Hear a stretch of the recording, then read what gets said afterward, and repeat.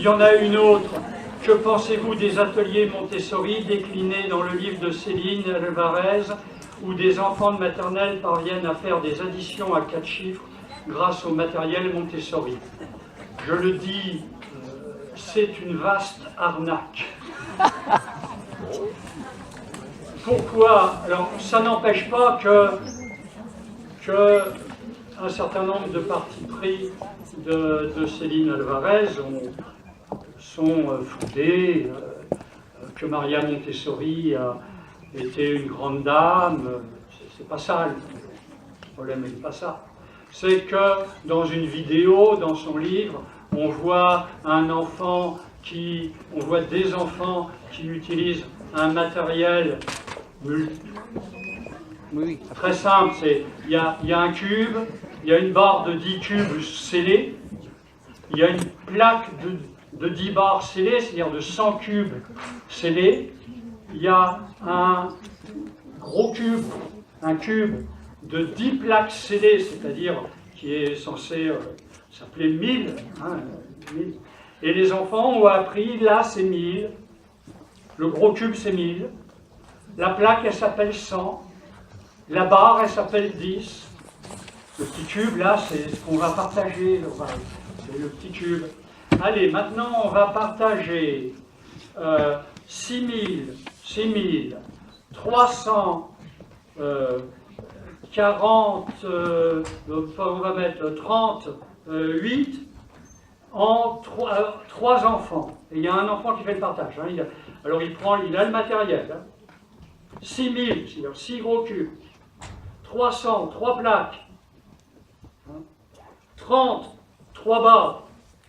8 petits cubes. 8 petits cubes. Il y va, il prend les gros cubes. Il faut partager entre 3 enfants. 1. Ouais, il me reste 1. Ensuite, les plaques, c'est 3. 1, 1. Ensuite, les barres, c'est 3 aussi. 1. Ensuite, les petits cubes. 1. 8, 1, ben non, on le laisse par exemple. Ou alors, on se met d'accord sur ce qu'on fait du reste. Que faut-il en penser? Il n'y a aucune... Enfin, les quantités en jeu ne sont pas des nombres, ne sont pas les nombres qu'on croit. Si plutôt que le grand cube, l'avoir appelé 1000, on l'avait appelé rhinocéros, la plaque de sang, on l'avait appelée girafe, la barre vache, et ben ils auraient partagé 6 rhinocéros en 3 girafes en 3 distribuées, fait pareil pour la vache, etc. C'est-à-dire qu'il n'y a pas de nombre là-dedans. Il n'y a pas de nombre. Alors on peut leur apprendre, on peut mettre à casser à un moment et truc, mais c'est du dressage. Ça va être du dressage. Ça n'a aucun rapport avec les trucs. On n'a jamais vu un enfant comprendre les nombres jusqu'à 1000 à cet âge-là. Sauf, il y a l'Asperger. Un Asperger, oui. Mais fort heureusement, la prévalence de l'Asperger n'est pas si importante que ça. Heureusement. Et donc c'est une arnaque. Je ne comprends pas comment... Oui, les enfants partagent les 1000, mais en partageant les 1000, c'est pas un nombre 1000, il n'y a pas de nombre 1000 derrière. Ils ne savent pas que c'est 10 centaines. Ils ne savent pas que c'est 100 dizaines. Ils ne savent pas que c'est 1000 unités. C'est ça comprendre 1000. Quand on voit la difficulté de faire comprendre ça à des élèves de CE1, savoir que 134, c'est non seulement 134 unités, mais 13 dizaines et 4 unités, très difficile. Moi, j'ai plaidé pour qu'il n'y ait que les 200 premiers nombres au CE1. Je vous ai dit, dans un grand nombre de pays, en Allemagne, dans un grand nombre de pays, Norvège, Suède, Finlande, Danemark, programme du CE1, les 100 premiers nombres, pourquoi? Ben parce que savoir que 134, c'est 134 unités, oui, mais que c'est aussi 13 dizaines, et 4 unités, beaucoup plus compliquées. Voilà. Bon, donc, ce qui est fou, c'est qu'il y ait des collègues de psychologie cognitive se laisser avoir par ça. Ça, c'est fou. Bon. Voilà, quelle progression maternelle? Ça va ma réponse ou elle est... Ouais, ça va. En petite section. Allez, moi, à chaque fois que je vais dans les petites sections, il y a des enfants qui n'ont pas encore compris le nombre 2. Une très petite section, début. Alors, qu'est-ce que je vais t'apprendre les 2 premiers noms. Hein, je vais t'apprendre les 2 premiers. Allez, donne-moi, regarde, je mets les jetons devant. Donne-moi 2 jetons. Donne-moi 2 jetons. Si l'enfant est catholique, je ne dis pas que de ça. Donne-moi 2 jetons. Un jeton et encore un. Un jeton et encore un. Alors, il y a des enfants, ils le font. On croyait qu'ils ne savaient pas d'eux. Pourquoi ils le font? Parce qu'ils ont compris ce que j'ai dit. Je leur ai dit que 2 jetons, c'est un jeton et encore un. Encore un jeton. Ils ont compris ce que j'ai dit. Il y en a qui ne comprennent pas. Comprennent pas. Quand un enfant ne comprend pas une phrase verbale, en petite section de maternelle, ou à l'école maternelle, même après, que fait le pédagogue? Il accompagne son verbe d'un geste. Hein, il accompagne son verbe. Et donc, je lui dis, tu ne sais pas ce que ça veut dire de donner 2 jetons? Je t'ai dit comment on faisait. Je t'ai dit, il faut donner un jeton et encore un. Regarde, 2 jetons, c'est... Regarde. Un jeton et encore un jeton. Ça, c'est 2 jetons. Tu vois? Allez, maintenant, donne-moi 2 cubes. L'enfant est devant un tas de cubes. Un cube et encore un. Donne-moi 2 petites cuillères. Une petite cuillère et encore une. Donne-moi, etc. Et puis, ça va venir. Hein. Ça va venir. Hein. Les enfants vont comprendre ce qui se passe. Ensuite, dit à l'enfant, donne-moi... Donne-moi, je n'ai pas compris. Ah, il y a des drôles de... C'est bizarre, je fais un truc... bon, c'est beau, grave. Donne-moi un jeton. Donne-moi un jeton. Et regardez, j'accompagne ça d'un geste du doigt. Donne-moi un jeton. Pourquoi? Parce qu'en petite section, dans la vie de la classe, à chaque fois que le 1 sera un numérique cardinal, je montrerai un doigt. Chaque fois. Pas systématiquement celui-là, ça pourrait être celui-là. Faites quand même attention à ce que vous faites. Hein, mais les 3 doigts là, je vous ai montré, vont très bien. Hein, vont très bien.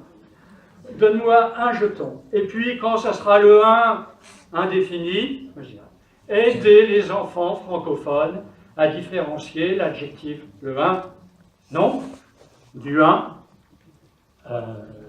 indéfini. Hein, du 1 indéfini. Bon. Donne-moi un jeton. Alors, la plupart des enfants comprennent le 1, ils vont se poser des questions hein, sur ce doigt. Hein. Qu'est-ce que c'est que ce doigt? Tu veux, il veut que je lui donne un jeton, puis il me montre un doigt. C'est bizarre, ce monsieur. Hein, mais... Bon, ça il faut s'y habituer. Hein, donne-moi un jeton. Donne-moi un cube, donne-moi excusez-moi, donne-moi une petite cuillère, donne-moi un crayon, donne-moi... à chaque fois en accompagnant... Allez, maintenant, donne-moi 2 crayons. 1 et encore un. 2. Voyez-vous, avec les doigts, vous explicitez le nom. Mais ne commencez pas comme ça. Parce que vous voyez que c'est plus compliqué qu'en ne montrant rien. Hein?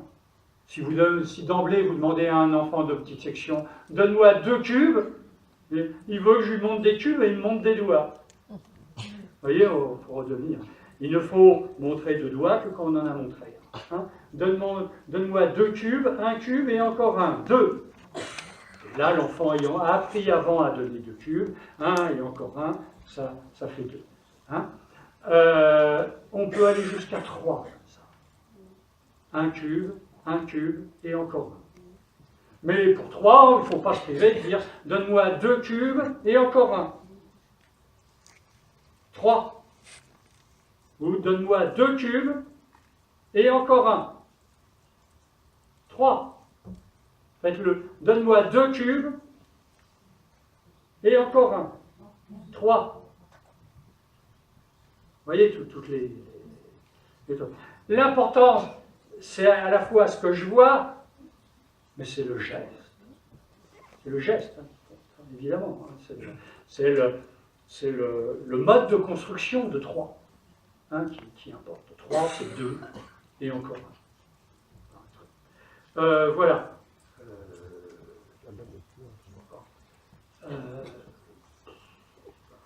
Alors ensuite, dès 3, mais dès 2, hein, dès 3, vous pouvez utiliser des situations problèmes. J'ai oublié de prendre mes outils.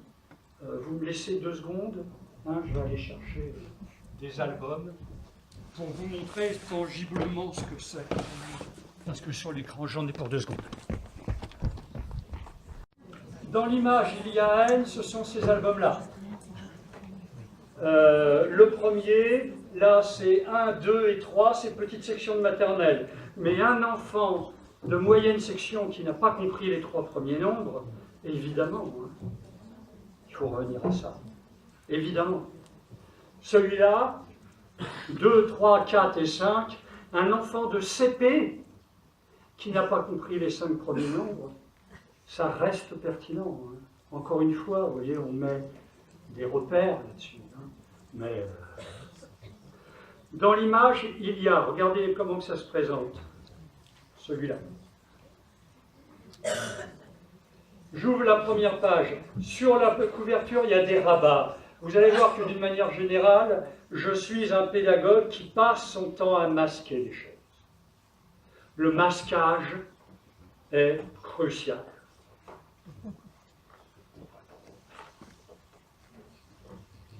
Quand on a mis les rabats, ça se présente comme ça. On voit là des doigts, là c'est masqué, et puis une image. Alors avec les enfants, on explore, qu'est-ce que c'est ça? Oh ben ça c'est 1, hein, ça c'est 1, ça c'est 2, pourquoi c'est 2? Parce que c'est 1 et encore 1. Et ça, qu'est-ce que c'est? 3, pourquoi c'est 3? Parce que c'est 1, 1 et encore 1. On ne compte pas. Pas besoin. Pas besoin. Jusqu'à 3. Grâce à ce qu'on appelle le subitizing. On n'a pas besoin de compter. Qu'est-ce que le subitizing? L'homme humain, l'humain, est ainsi fait que jusqu'à 3 unités, il peut les appréhender visuellement en un seul focus de l'attention. Vous voyez, tant qu'il y a 3 unités, on n'est pas obligé de faire... Non, immédiatement, on prend conscience, en un seul focus de l'attention, qu'il y en a 3. Unité ou grande unité, je vous présenterai en moins d'une seconde une image faite avec 3 points, 2 points et 3 points. Vous seriez capable de me dire, alors je vous la présente moins d'une seconde, vous êtes capable de me dire, il y en a 3, 2, 3, c'est-à-dire 8. Vous voyez, mais s'il y a plus de 3 groupements, vous n'êtes plus capable. Et si dans un des groupements, il y a plus de 3 points, sauf s'ils sont en carré, par exemple, hein, mais s'ils sont alignés, vous n'êtes plus capable.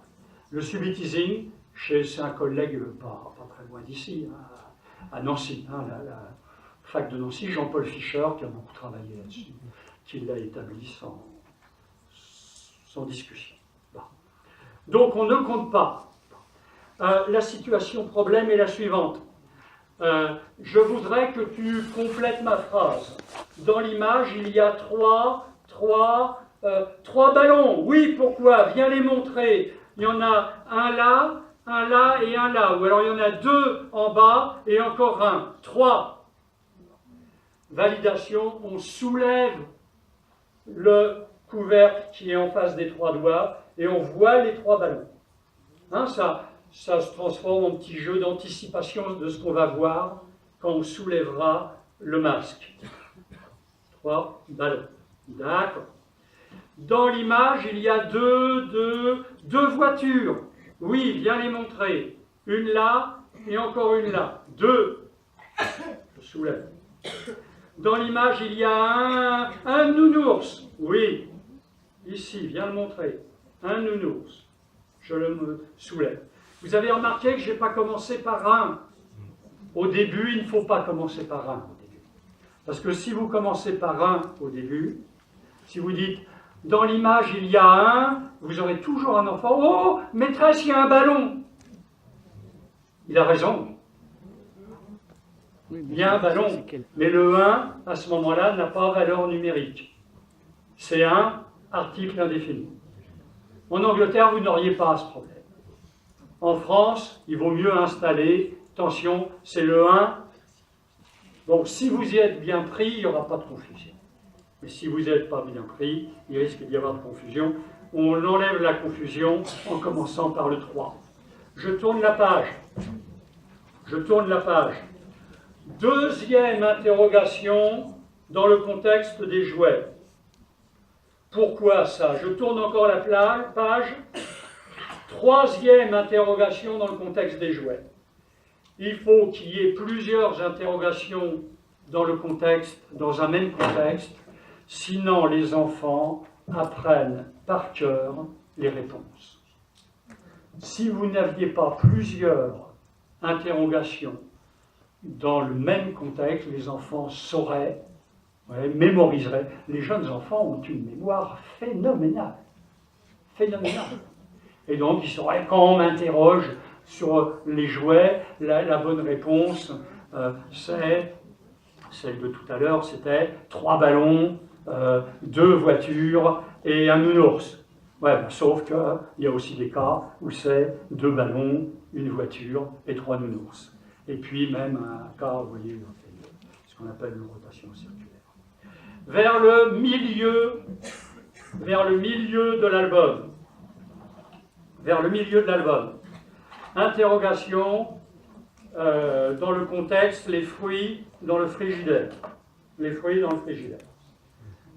J'y vais, je vous le trouve. Il est là. Et là, c'est ça. Les fruits dans le frigidaire. Alors c'est comme d'habitude, mais là on peut commencer par un, très vite, vous pouvez commencer par où vous voulez. Par le 2, vous faites dans l'ordre que vous voulez.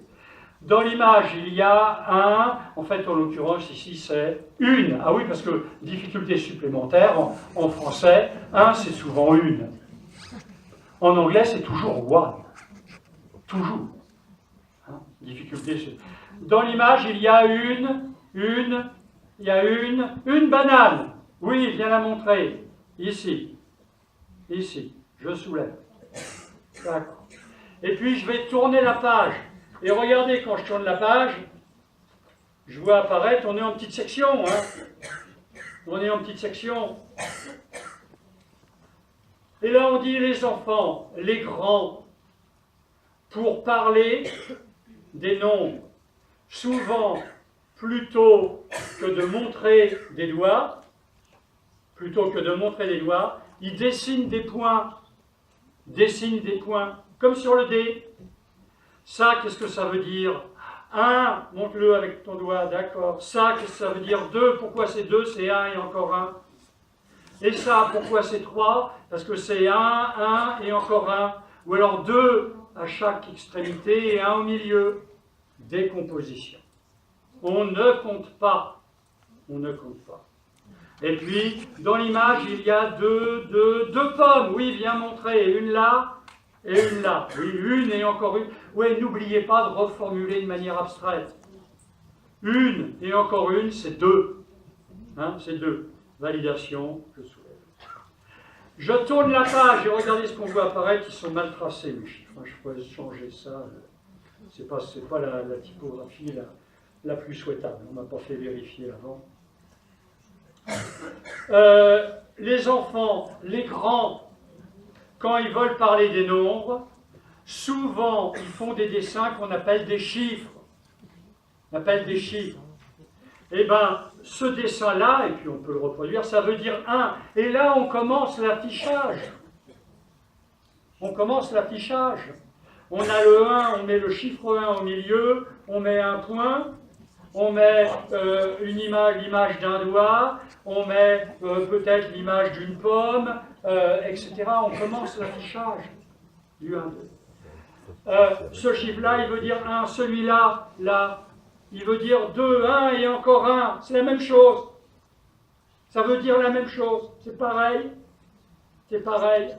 Quand tu veux voir ça. Ce qui m'importe, là, c'est que la première fois que les enfants rencontrent les chiffres à l'école, ils désignent de vrais noms. Ce ne sont pas des numéros. À l'école, lors de la première rencontre avec les chiffres, ce sont des chiffres qui ont une valeur cardinale, c'est-à-dire importante. Vous vous rappelez ce que ça veut dire les péchés cardinaux? Les points cardinaux. Les points cardinaux sont les points sur lesquels les orientations sur lesquelles je vais m'appuyer pour construire toutes les autres. Hein? Donc, ça, c'est fondamental. Hein, c'est fondamental. Et donc, dès la petite section, tout ça va aller. Dans l'image, il y a trois fraises. Oui, regarde. Et donc, ils vont apprendre en petite section que calculer sur les 3 premiers nombres, grosso modo. Hein. On peut faire des petits problèmes, jeu du gobelet avec quantité de 3, hein, c'est possible. Hein. On a 3 jetons, il y en a un qui ferme les yeux, l'autre en cache une partie. Maintenant, on trouve ça dans tous les bouquins. C'est avec André Ozulias, qui nous a quittés malheureusement. Je me rappelle très bien le jour où nous avons inventé ce jeu. Hein. Hein. Enfin bon, oui, peut-être qu'un de nos prédécesseurs l'avait inventé, mais je n'ai jamais trouvé. Hein. 3 fraises. Il y a, première situation, donc on l'a vu. Deuxième situation, problème. Il y a 3 éléphants et 3 tabourets, mais un éléphant n'est pas sur son tabouret. Vous voyez? On a 2 collections, une collection d'éléphants, une collection de tabourets, qui normalement sont en correspondance terme à terme, mais alors ça va avec ces albums-là. Il y en a 3. Hein. Ça s'appelle 3, 4, les albums à calculer. Hein, ça s'appelle. Voilà, aussi, hein, c'est un outil que de nombreux collègues de maternelle connaissent. Et puis il y en a un qui est plus récent, qui va jusqu'à 10. 5, 6, 7, 8, 9, 10. Hein, qui va jusqu'à 10. Ce qui change, c'est l'organisation des collections. Je n'ai pas eu le temps de vous décrire ce que c'est qu'un nombre figural ou encore une collection témoin organisée, mais enfin bon, vous allez comprendre. Vous allez comprendre. Les 3 éléphants, ça c'est la première page. On est au cirque. On est au cirque. On est au cirque. Les 3 éléphants. Les 3 éléphants. Qu'est-ce qu'on voit? 3 éléphants. Oui, pourquoi il y a 3 éléphants? Parce qu'il y en a un et encore un. 3. Ou alors il y en a 2 en bas et un en haut. 2 et encore un, c'est 3, chaque fois. On ne compte pas. On ne compte pas. Je tourne la page. Je tourne la page. Les 3 éléphants. Ah, qu'est-ce qu'on peut dire? Qu'est-ce qu'on peut dire? Ben, il y a 2 éléphants sur... Excusez-moi, j'ai oublié. Bon, là, il faut dire... Et qu'est-ce qui leur arrive à ces éléphants? Ils sont sur des tabourets. Combien il y a de tabourets? 3 aussi. Systématiquement, vous allez commenter, pour chaque double page, à la fois la quantité, le nombre, puisqu'on va travailler des décompositions, le nombre d'animaux et le nombre de supports. Ces supports, ce sont des tabourets, des wagons, il y a des lapins dans des chapeaux. Il y a, vous voyez, à chaque fois, il y a un support. Donc là, il y a 3 tabourets, 2 en bas et 1 en haut. D'accord. Et là, qu'est-ce qu'on peut dire? Ah, il y a 2 éléphants sur leur tabouret, et puis il y a un éléphant tout seul sur la piste, qui joue avec un ballon. Qui joue avec un ballon. Oui, 3 éléphants, c'est 2 sur leur tabouret et 1 sur la piste. 2 et encore 1, c'est 3. Reformulé sous forme abstraite. 2 et encore 1, c'est 3. Et les tabourets, qu'est-ce qu'on peut encore en dire? Ben, il y a 2 tabourets avec un éléphant, puis il y a un tabouret, il est vide. Oui, des tabourets, il y en a 3. 2 avec un éléphant et un vide. D'accord, je tourne. Et maintenant, vous voyez qu'on a toutes les décompositions. Hein, c'est 1 éléphant sur son tabouret, 2 sur la piste, qui joue avec un ballon, tabouret, 2 vides, et 1 avec son éléphant dessus. Et puis là, les 3 éléphants sont sur la piste. Mais il y a une chose que je ne vous ai pas montrée, c'est que là aussi, j'ai des rabats. Là aussi, j'ai des rabats. Notamment celui-là. Excusez-moi, notamment celui-là. C'est l'autre. Allez, je tourne. Regarde. Ah, c'est pas celui-là, c'est celui-là. Regardez comment ça se présente. Ça, c'est un rabat, ça, de la couverture. Mais je vois toujours les 3 éléphants en haut. Vous vous rappelez combien il y a d'éléphants là? 3 éléphants. Ouais. Combien j'en vois? 1. Allez, dites-moi, combien y a-t-il d'éléphants sous le rideau? Quand tout à l'heure je vais soulever le rideau, combien vais-je voir d'éléphants? Alors, première façon d'aider les enfants. Tu te rappelles combien il y a d'éléphants en tout? 3. Combien il y en a là? 1. Allez, est-ce que tu sais combien il y a des enfants? Ils savent très vite répondre. Tu te rappelles sur quoi ils s'assoient, les éléphants, ici? Sur des tabourets. Tu peux me dire comment ils sont disposés, les tabourets? 2 en bas et 1 en haut. D'accord? Combien il y a de tabourets de vide? Ben, il y en a un tabouret de vide, puisqu'il y a un éléphant ici. Voilà. Il y a 3 tabourets et 1 vide. Alors combien il y a d'éléphants ici? Décomposition, vous êtes d'accord qu'on est dans la décomposition, hein? On est typiquement dans un travail de décomposition. Validation. Alors, autre moyen d'aider, mais c'est en dernière instance, dessiner les 3 tabourets. Hein, en dernière instance. Validation, je soulève le rideau. Et là, je vois, ouais, il y a un éléphant ici, c'est l'éléphant qui va sur ce tabouret-là, hein, sur ce tabouret. Ici, il y a 2 éléphants. Il y a 2 éléphants. Un en dessous, on soulève. Et il y a aussi des petites fiches qui permettent d'organiser des ateliers autour de ça. Hein. Ça, c'est la troisième situation, problème. Il y a 3 nounours et 2 chaises. Question, que va-t-il se passer? Les nounours veulent s'asseoir.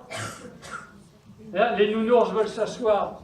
Que va-t-il se passer? Là aussi, on a... Attendez, il ne faut pas que je... Ça va, je suis dans les temps. J'ai des fiches. Là sont des fiches. Ces fiches, en haut, il y a des nounours, recto. En bas, il y a des chaises. En haut des nounours, en bas des chaises, etc. Et ça, c'est le recto. Verso, on voit le nounours assis sur des chaises. Mais il n'y a pas que ces fiches-là, évidemment. Il y a d'autres fiches. Je vous montre. En haut, il y a des enfants. En bas, il y a des bonnets. Là, cette fiche-là. En haut, il y a des lapins. En bas, il y a des carottes. Et systématiquement, il n'y a pas assez de chaises, il n'y a pas assez de bonnets, il n'y a pas assez de carottes. Et le problème, ça va être de chercher combien il en manque. Combien il en manque. Et puis, j'ai des fiches spéciales. J'ai des fiches spéciales qui sont, par exemple ici, qui sont pour écrire en chiffres combien il y a de nounours, combien il y a de chaises. Je ne vous ai pas dit, mais c'est du Velleda, ça. C'est-à-dire que ça s'efface.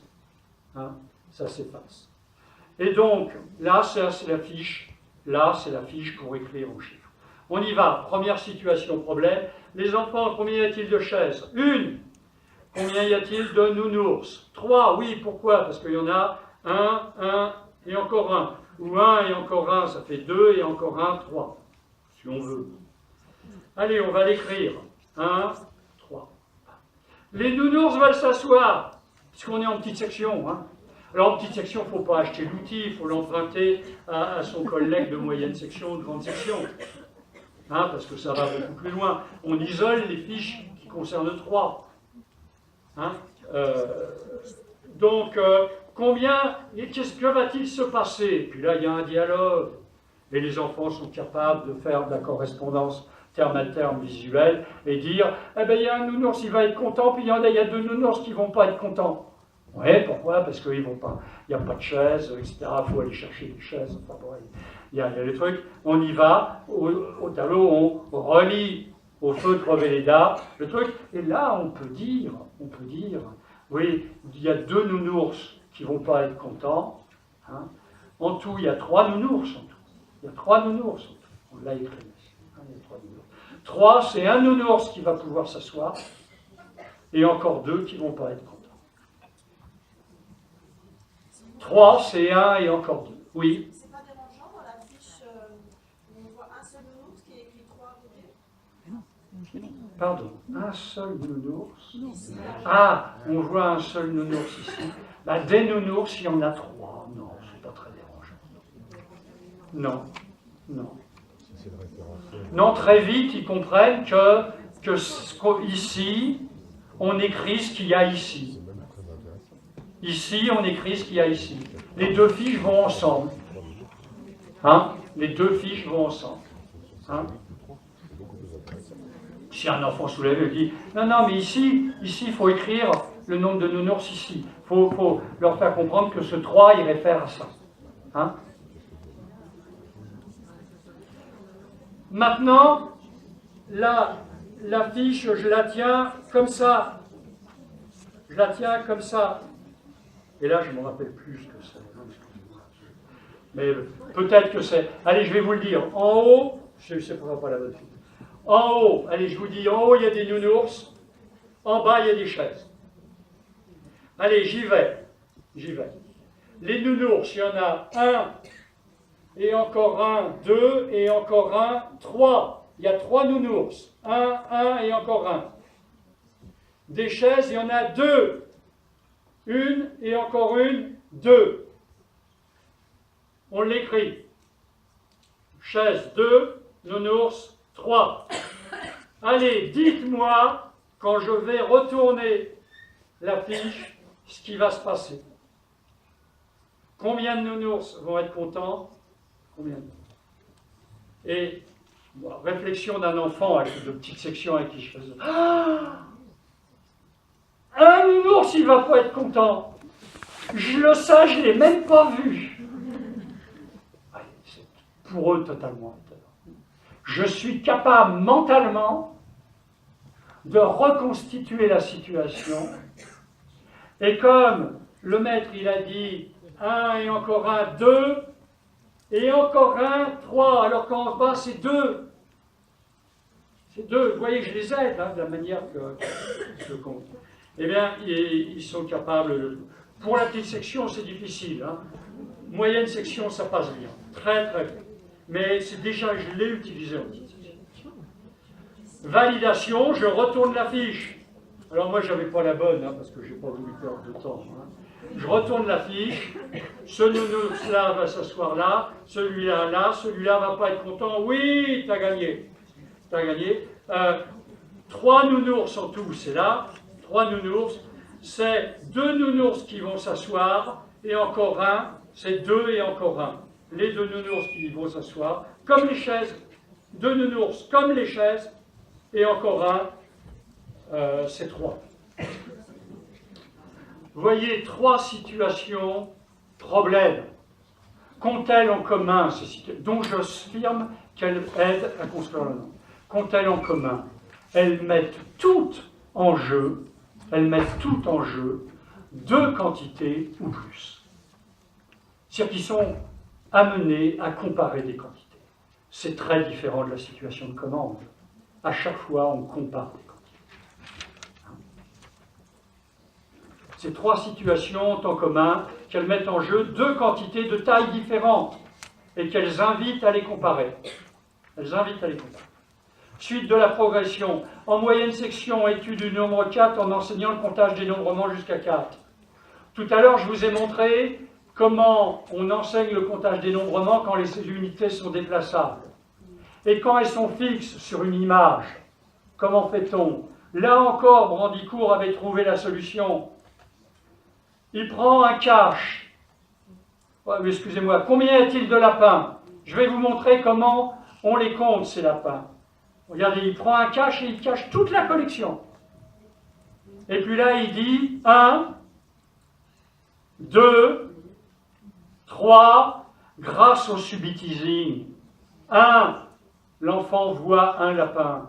2, l'enfant voit, en fait, c'est un abus de langage, parce qu'il faudrait dire conçoit. Conçoit. C'est-à-dire l'enfant qui n'a pas compris que 1 c'est 2, 1 et encore 1, ne voit pas 2. Pour voir 2, il faut avoir compris que 2 c'est 1 et encore 1. Mais là, là où vous en êtes dans la progression, ils l'ont compris grâce aux doigts, grâce à l'album 1, 2 et 3, grâce à tout ça, ils l'ont compris. 1 et encore 1, 2. Puisque là, vous vous adressez à des enfants qui ont compris les 3 premiers nombres. Et donc, l'enfant, le mot 2, pour lui, ça sera les 2. Ce ne sera pas un numéro. 3, le mot 3 désignera les 3. Et attention, les enfants, 4. Il y a 4 lapins. On les découvre successivement. Et même, soyez plus explicite encore. Combien y a-t-il de lapins? 1 lapin. Et encore 1, 2 lapins. Et encore 1, 3 lapins. Et encore 1, 4 lapins. Vous voyez, enseigner le comptage dénombrement quand les objets sont fixes. On propose les 3 situations problèmes. Les albums, là, vous proposez l'album, excusez-moi, l'album 1, 2 et 3, il se prolonge par un album, et il est là, 2, 3, 4 et 5. La première moitié de l'album, c'est 2, 3 et 4. Dans une image, il y a une collection de 2, une collection de 3 et une collection de 4. Et la collection de 4, elle n'est pas dessinée n'importe comment. La collection de 4, elle est dessinée 3 dans un endroit, 1 plus loin. Parce que vous avez défini 4 comme 3 et encore 1. Ou alors 2 et encore 2. Ils apprennent les décompositions. Et donc, vous utilisez la moitié de cet album. Vous utilisez ces albums, les histoires avec 3 et 4 mélangées. Vous utilisez les fiches de comparaison jusqu'à 4. C'est écrit là. Suite de la progression. Puis, étude du nombre 5. On est en moyenne section. Hein. Pareil.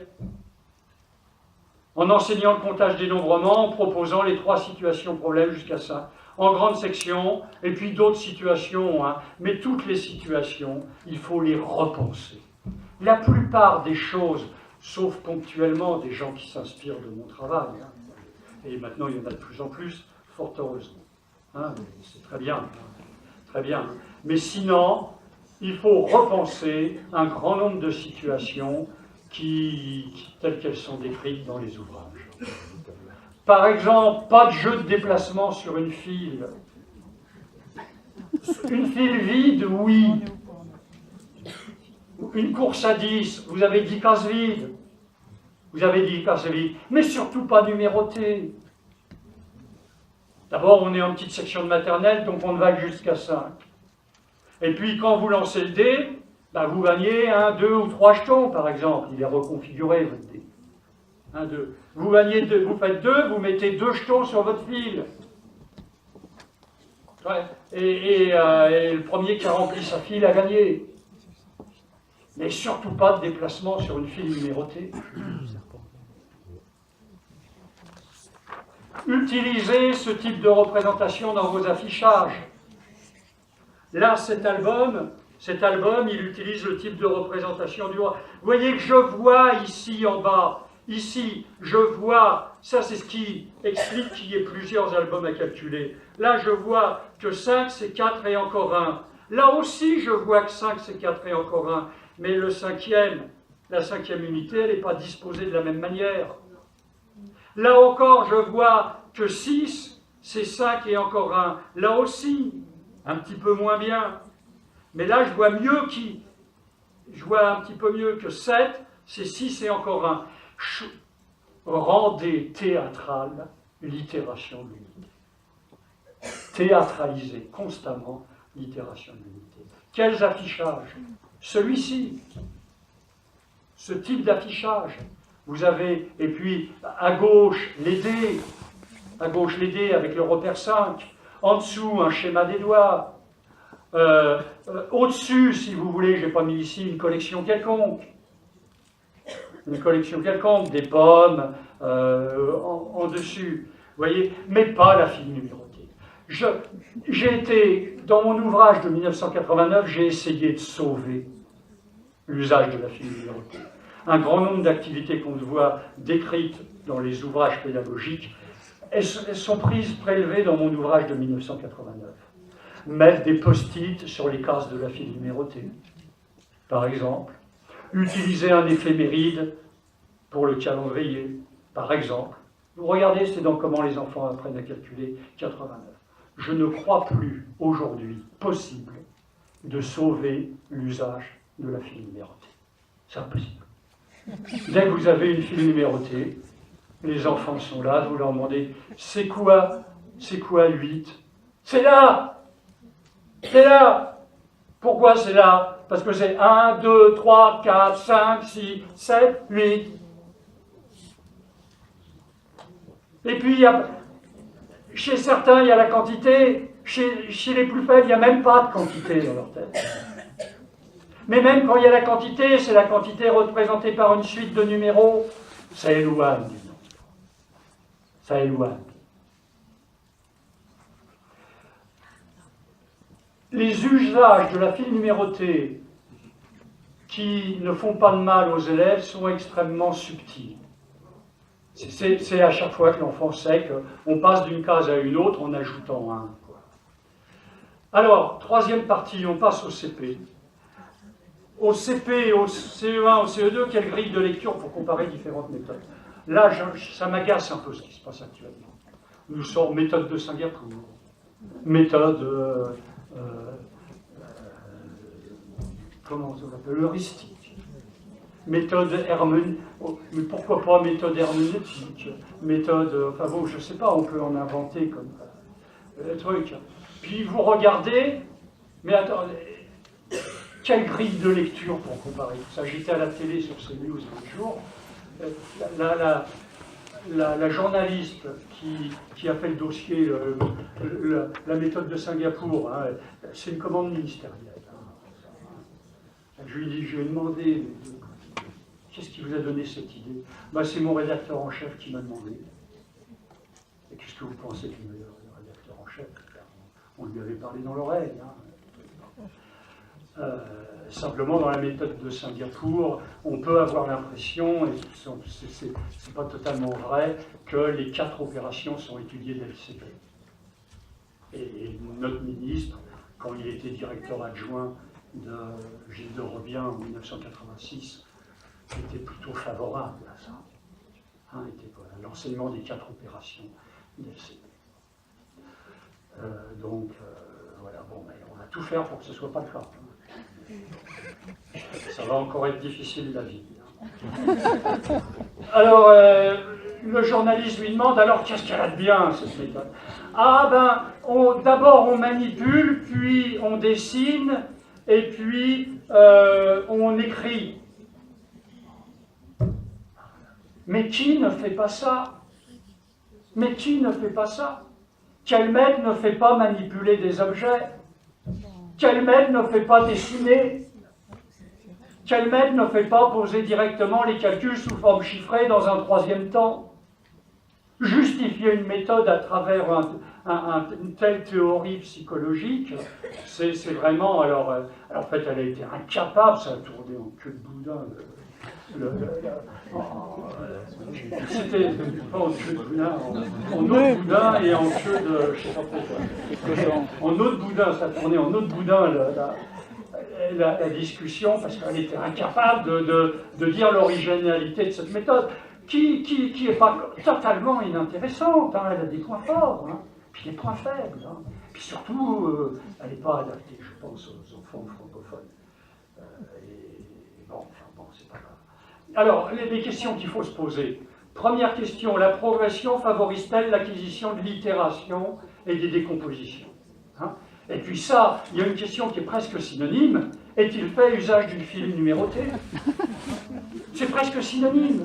C'est presque synonyme. Alors on me dit, je n'imagine pas ne pas utiliser la file numérotée. Mais avec l'affichage que je vous ai donné tout à l'heure, il n'y a pas besoin de file numérotée.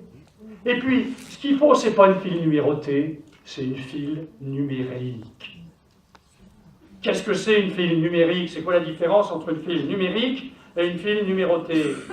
La différence, c'est que la file numérique, quand vous l'utilisez, la file numérique, l'enfant la fait fonctionner à partir de décomposition. Il fait fonctionner, il repère ce qu'il y a écrit dans une case en s'appuyant sur des décompositions, et non par un comptage-numérotage. Et alors ça, le plus surmoyen qu'une file numérique, soit qu'une file de chiffres, d'écriture chiffrée, soit une file numérique, et non pas une file numérotée, c'est d'écrire aucun chiffre. Vous n'écrivez aucun chiffre. Voilà. Voilà. Ça, c'est une vraie file numérique. Ça, c'est une vraie file numérique. Je vous trouve ma sacoche. C'est quoi ça? C'est une suite de boîtes de Pigby. Vide. Cette boîte de Pigby vide, cette boîte de Pigby, c'est un substitut des doigts. Si vous voulez, le problème avec les doigts, c'est que les enfants qui savent bien les utiliser, c'est-à-dire avec des stratégies de décomposition, recomposition, génial. Ça va être un outil de progrès extraordinaire. Mais les enfants qui sont dans le comptage, numérotage sur les doigts, le 1, le 2, le 3, le 4, le 5, c'est une galère. Les sortir de cet usage des doigts, c'est invraisemblable. Il vaut mieux qu'ils raisonnent sur des images des doigts, sur les doigts du maître. Moi, j'ai passé mon temps l'année dernière à dire aux enfants, par exemple, allez les enfants, 6, je vous ai bien montré 6, oui, pourquoi? 5 plus 1. 6 plus 3, écrivez le résultat. Et ils imaginaient que je levais 3 doigts, et ça faisait 5 plus 1 plus 3, ça fait 9. Et ils écrivaient le résultat. Mais je préférais qu'ils fassent sur mes doigts que sur les leurs, du moins pour certains d'entre eux. D'autres, je savais qu'ils calculaient sur leurs doigts. C'est-à-dire qu'ils utilisaient des stratégies de décomposition, de composition. Mais le comptage, le numérotage sur les doigts, c'est infernal. Ça, c'est un substitut des doigts. C'est un substitut des doigts. Ça a 10 cases. Il y a le repère 5, comme sur les doigts. Et même la case du milieu, vous voyez là, il y a une petite croix à peine esquissée. Hein, les cases du milieu, c'est-à-dire la 3e case, la 8e. Vous remarquez, hein, j'utilisais les ordinaux. Hein, la 3e case, la 8e, la 13e, la 18e, etc. Ben ça, je peux vous assurer que très vite, tous les élèves, nous, ont su montrer une case quelconque, dire ce qui serait écrit, s'il y avait quelque chose d'écrit, ce qu'il y aurait dans le nuage, là. Pourquoi? Pour remplir la file jusque-là, il faut mettre 10 jetons, une boîte complète, et encore 5 plus 2, 7. 10 plus 7, c'est 17. Ici, il faut remplir 2 boîtes complètes, 2 dizaines, c'est 10, et encore 2, c'est 22. Et puis ça, même si vous voulez, là je vous montre un petit bout de ce qu'on utilise cette année, regardez. Nous, là, on a des logiciels absolument extraordinaires. Ça, c'est une file numérique, regardez. Je peux réduire sur la tablette, parce que les enfants ont tous une tablette. Il y a des activités collectives. Hein. Il y a des activités collectives. On les a fournies. Hein. Oh, excusez-moi, je vais faire comme ça. Ouais, c'est comme ça. Regardez.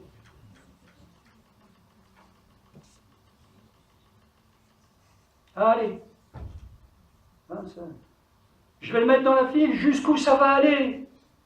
Jusqu'où ça va aller? 27, vous vous rappelez ce que c'est? Par définition, c'est 2 dizaines et 7 unités. Vous vous rappelez, je vous ai dit, première fois que l'enfant rencontre 27, il faut absolument que ça lui soit défini comme 2 dizaines et 7 unités. À l'école, hein. Ils l'auront rencontré avant dans la famille, etc. Pas grave.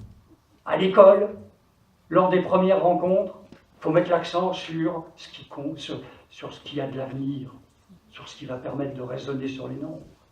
Par définition, 27, c'est 2 dizaines et 7 unités. Je vais les mettre dans la file de boîte, jusqu'où ça va aller. 2 dizaines, 1 dizaine, une deuxième dizaine, 7 unités, 5 plus 2, ça va aller jusque là. Il y a un enfant qui met son doigt. Il y a un enfant qui met son doigt. Allez, on le fait. Oui. Hop, là, ça s'arrête. J'ai rempli une boîte. Je clique dessus. Deuxième dizaine. Et les 7 unités. Ouais. Situation d'anticipation. Situation d'anticipation. Je ne vais pas plus loin, je veux donc vous montrer beaucoup plus de choses que ça.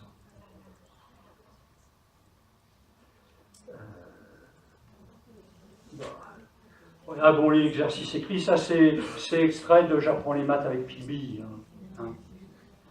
Un autre exemple d'emploi de la file numérotée qui a un effet délétère. Trouver le résultat d'une addition élémentaire.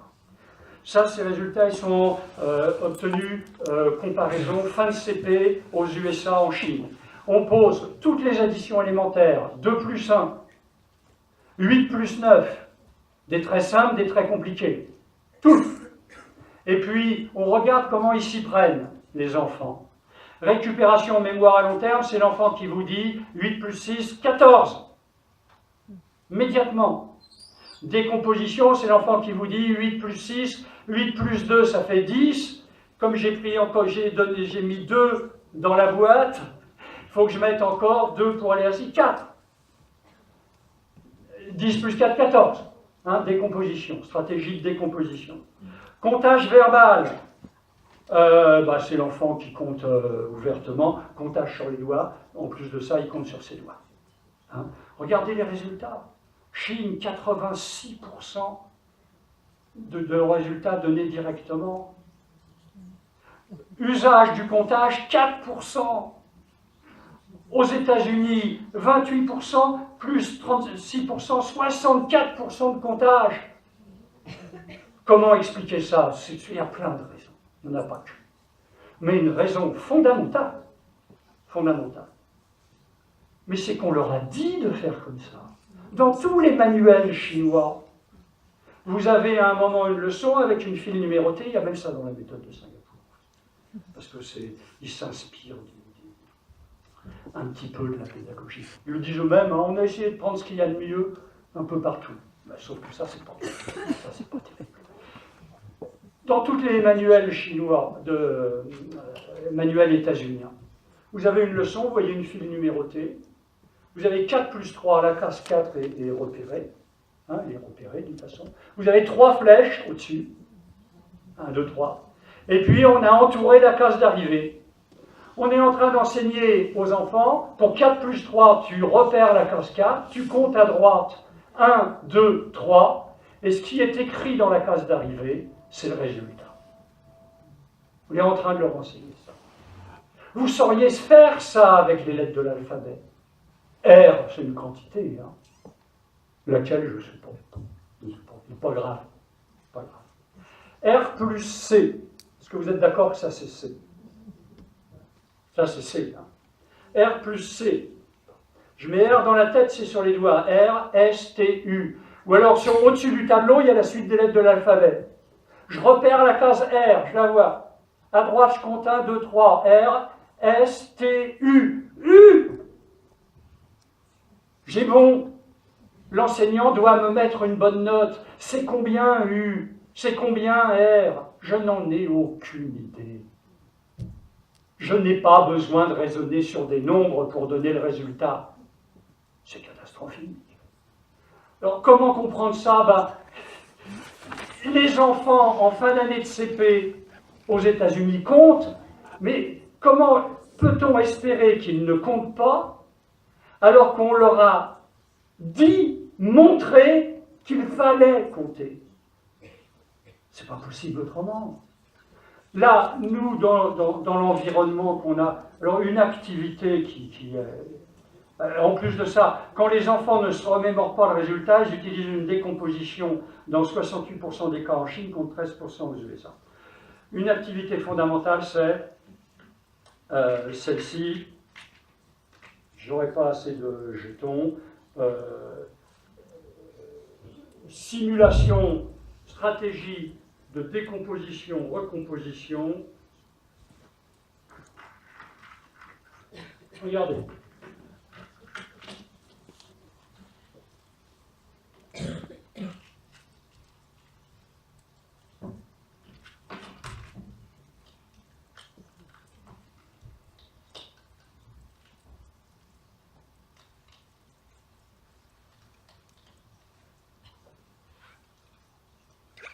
Huit jetons dans ma boîte. J'ai 8 jetons. 5, je ferme. 7, excusez-moi. 7 jetons dans ma boîte. J'en ai 7. J'en ai 7. J'en ai 4 dans la main.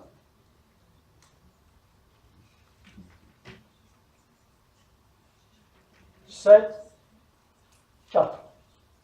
4 dans la main. 7 plus 4, écrivez le résultat. Très facile. J'imagine que je prélève, il y a 3 cases vides. J'imagine que je prélève 3 jetons dans la main. Je remplis la boîte. Ça fait 10 plus 1, 11. 10 plus 1, 11. C'est trop facile. Le matériel prend trop de choses en charge. Prend trop de choses. Regardez en revanche.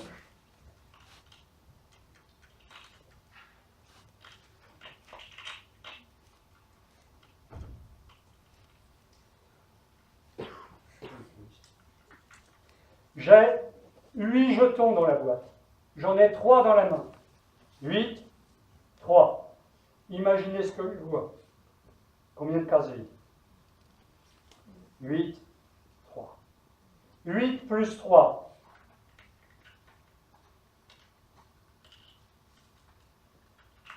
8 plus 3, écrivez le résultat. Je réalise le passage de la dizaine, mais de manière masquée. De manière masquée. Et les enfants doivent simuler l'action que j'ai réalisée. Simuler. Validation, 8, c'est 5 plus 3. Pour aller à 10, il faut 2. Je prélève 2 dans les 3, et là, je réalise l'action. En tant que validation, je vous recommande réellement ce type d'activité. Ce qui est simulation mentale d'une stratégie de décomposition, ici le passage de la dizaine, que l'enseignant ou un logiciel réalise de façon masquée. Je pourrais faire appel à des travaux de neuropsychologie pour appuyer. Si vous réalisez une action de manière masquée, vous facilitez chez l'élève la simulation mentale de cette action. Et donc, c'est un moyen de passer de la manipulation à la mentalisation de cette manipulation, tout en gérant les aspects cruciaux de la stratégie. C'est-à-dire, quel complément à 10 ? Comment se décompose le deuxième nombre? Et donc, vraiment, y compris des collègues, il y a des collègues maître E qui utilisent ça en cycle 3, pour essayer de récupérer des enfants qui sont dans le comptage des nombres. Quand ça a été utilisé dans le FCP, évidemment. Deuxième question, l'accent est-il mis sur l'acquisition de connaissances conceptuelles? Voilà la deuxième question qu'il faut se poser. Qu'est-ce que les connaissances conceptuelles? Des exemples. La commutativité de l'addition, la commutativité de la multiplication. Est-ce que quand on lui pose le 2 plus 6, l'enfant calcule 6 plus 2? Est-ce qu'il y a eu une leçon là-dessus? Les enfants ne vont pas l'inventer, du moins, toujours pareil, ceux qui ont du mal ne vont pas l'inventer. Y a-t-il une leçon sur la commutativité? Pour la multiplication, ça sera pareil. Réversibilité de l'addition et de la soustraction, c'est fondamental. Si j'ai un nombre, si je lui ajoute un autre nombre, et puis que je le retire, je suis revenu au point de départ. Équivalence de l'addition à trou et de la soustraction. Le nombre qu'il faut ajouter, j'ai deux nombres.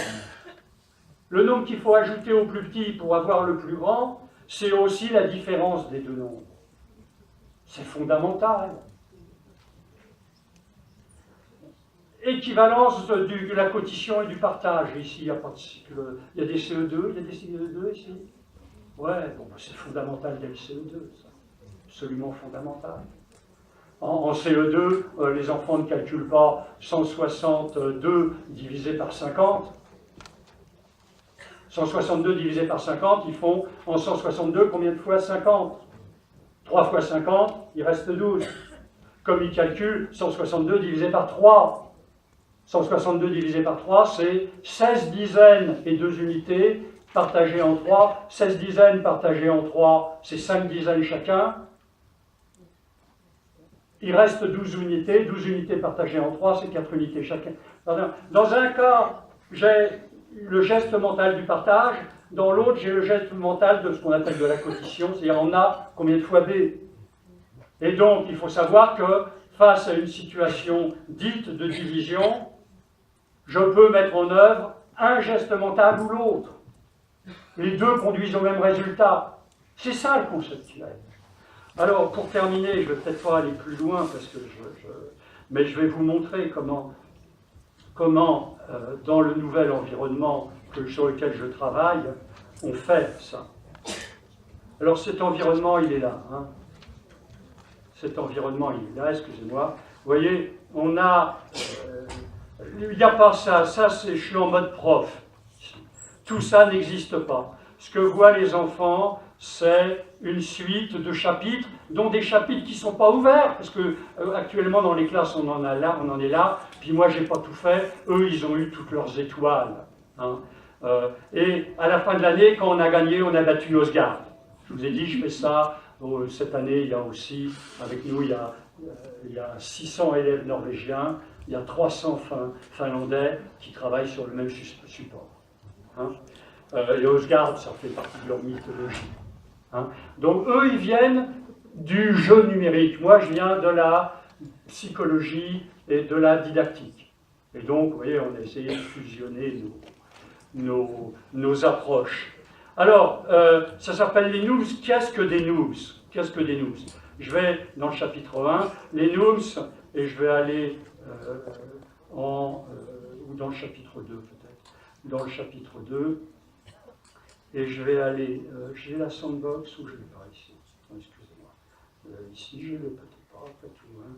Non, je ne l'ai pas ici. Non, il faut que j'aille dans le chapitre 1, excusez-moi. Allez, là... Oh! Voilà.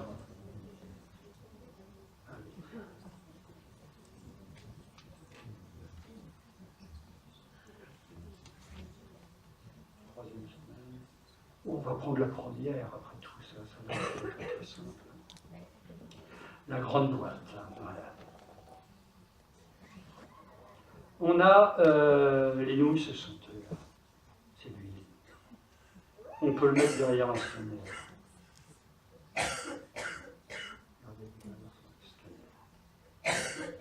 Même on va faire descendre les nouilles dans le scanner. 1 plus 1, regardez ce qui se passe. Il se mange. Il se mange. Allez, je vais sortir. Ah, c'est le nouille 2. Pourquoi il s'appelle 2? Parce que dans son ventre, quand on le met dans le scanner, dans la radio, ouais. Oh, d'ailleurs, remarquez, plutôt aussi, hein. Décomposition. Hein. 2, c'est 1 plus 1. Allez, je le remets là-dedans. Je vais en sortir un autre.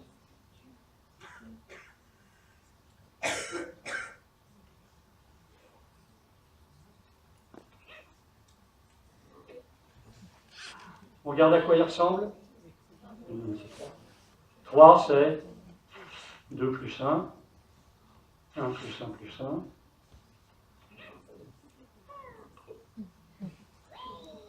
Etc.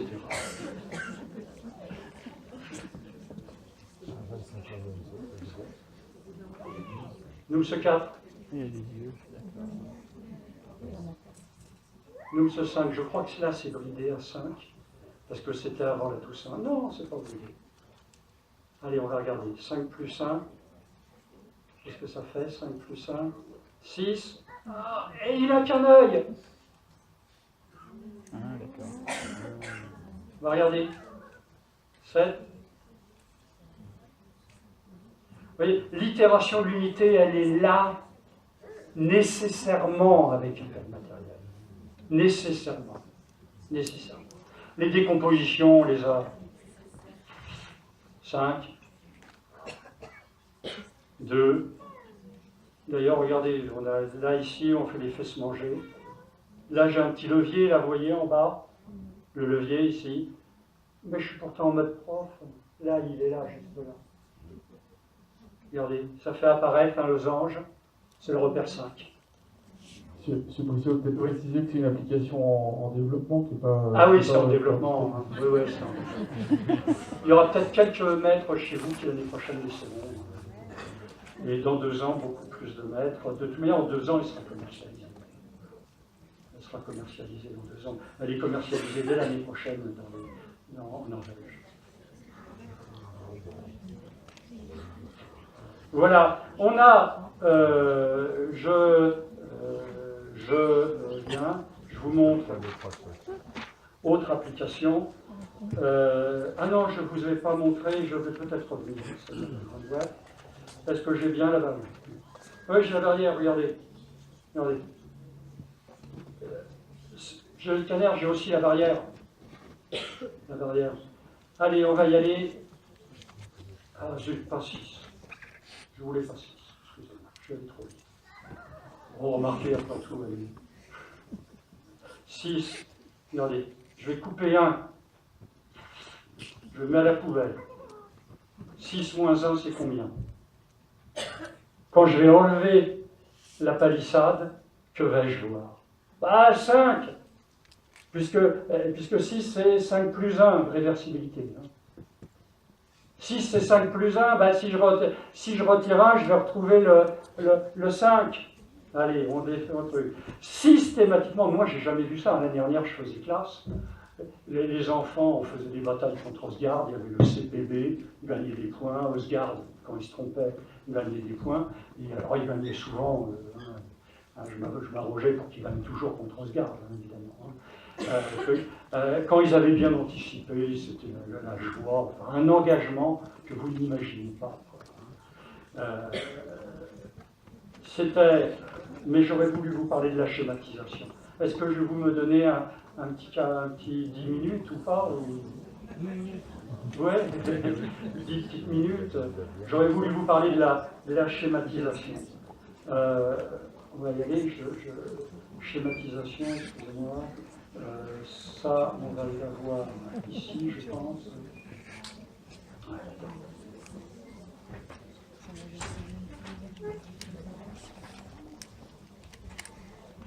Regardez ça. On va introduire la différence de deux nums. Ces nums, ils n'ont pas tout à fait le même aspect, parce qu'ils sont insécables, ceux-là. On les appelle les nums en armure. On ne peut pas les couper. Hein? On ne peut pas les couper. C'est les nums en armure. Quelle est la différence entre le nums 5 et le nums 2? Alors on définit, prenons des élèves, la différence de taille entre deux élèves. Tu vois? Lui, il est plus grand, ben, la différence de taille, c'est ça. La différence entre le nums 5 et qu'est-ce que c'est? Et puis on peut l'expliciter avec le nums inconnu. Excusez-moi, ça c'est autre chose.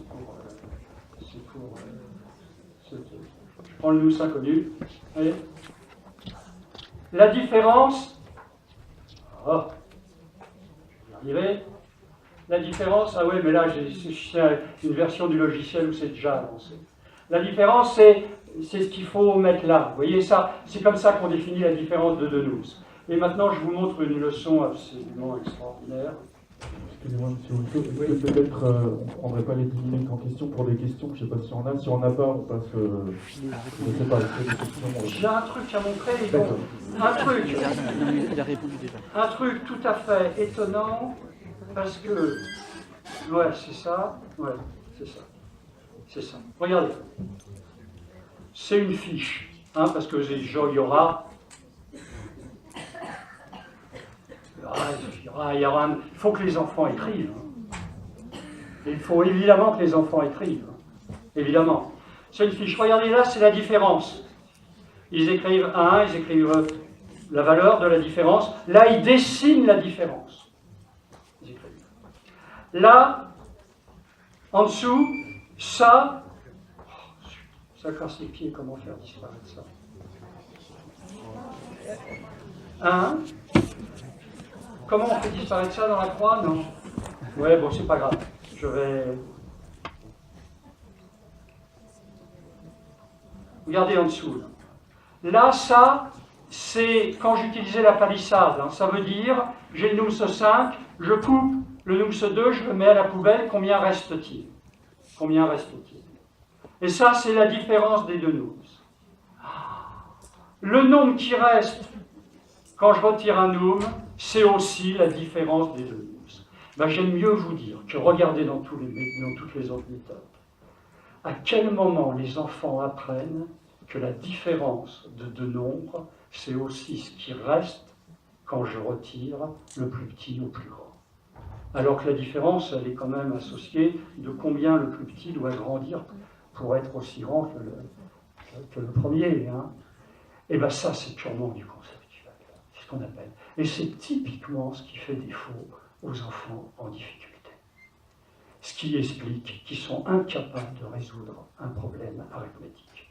Alors, quelle schématisation? Nous, là, on a un magnifique schéma. Les NUMS, quand on les met bout à bout, le NUMS inconnu au-dessus, c'est l'addition. Quand on les met côte à côte, ça, c'est typiquement Cuisner, 1950, les nombres en couleur, mais avec des possibilités d'action dont Cuisner aurait vraisemblablement rêvé. Et notamment, l'inconvénient de Cuisner, c'est qu'il fonctionnait sur les longueurs. On ne voyait plus les unités. Les unités avaient disparu. Alors que nous, grâce au scanner, on voit les unités dans le tout. Et donc là, moi, il y a une progression qui, du point de vue théorique, et moi je l'ai vu du point de vue pratique l'année dernière, me semble incomparable.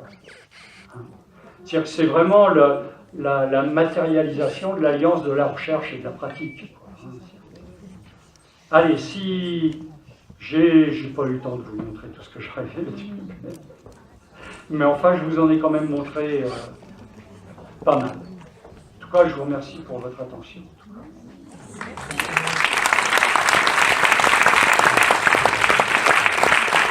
Et je peux répondre à quelques questions si vous le souhaitez.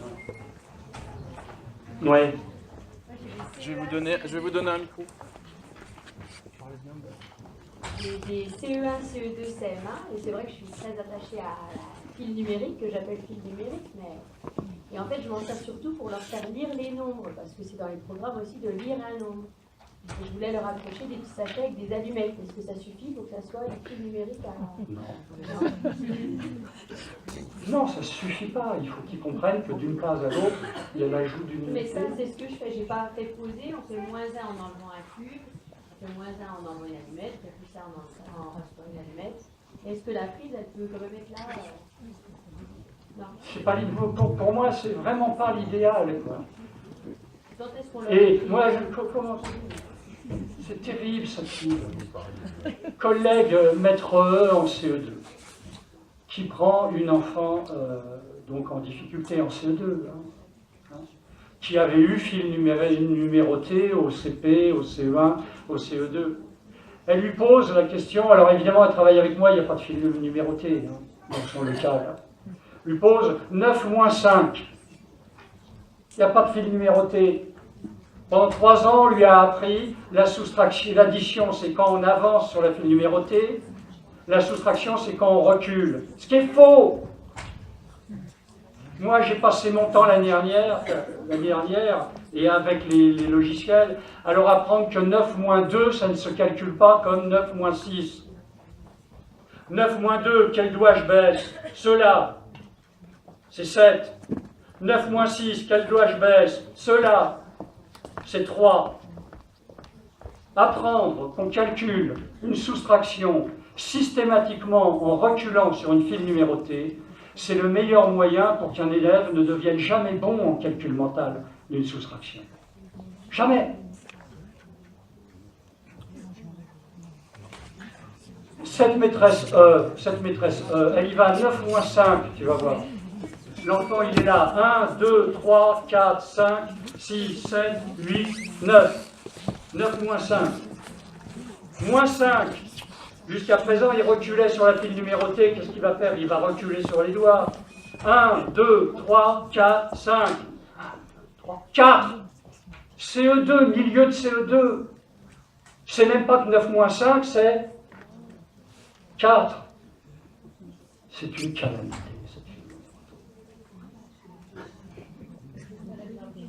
C'est une calamité. Mais je fais ça, hein, 9 moins 5 et je leur fais baisser les 5 fois. Mais alors, qu'as-tu besoin de cette fille? Pourquoi tu n'as pas un affichage de type? Jusqu'à 199, c'est difficile de faire 199. Ici, on voit tous les nombres. Mais 199, ce qu'il faut mettre en avant, c'est pas 199 unités, c'est 19 dizaines et 9 unités. J'en ajoute encore une, ça fait 20 dizaines. Comment on dit en français 20 dizaines? 200. Ce qu'il faut mettre en avant à l'école, c'est pas ce qu'ils apprendraient s'ils n'allaient pas à l'école. Qu'un enfant apprenne que 143, c'est 143, 1, oui. Même en apprenant à compter numéroté, il va l'apprendre. Qu'un enfant apprenne ce que 143, c'est 14 dizaines et 3 unités, ben ça, s'il ne va pas à l'école, il n'apprendra pas. Et donc, dès la première leçon sur les nombres, au-delà de 100, il faut qu'il y ait un personnage qui continue à compter les dizaines. 10 dizaines, comment on dit, nous, 100. 10 dizaines et 1 unité, comment on dit, nous, 101. Nous, Pigby, il compte comme ça. 10 dizaines et 9 unités. J'en ajoute une. 9 unités et 1, ça fait une dizaine de plus. C'est 11 dizaines, comment on dit, nous, 110. Les deux façons de dire les nombres. Avec une dizaine. Et moi, j'aurais rempli le programme de CE1, ça. Mais qu'est-ce que vous voulez apprendre des techniques opératoires si vous n'avez pas cette propriété? Vous faites la multiplication de 32 par, ou même de 12 par 7, de 12 par 7, 7 fois 2 dizaines, 7 fois 2 dizaines, 14 dizaines, 140. Je pose le 4 au truc et je retiens une centaine. Ça va, cette propriété.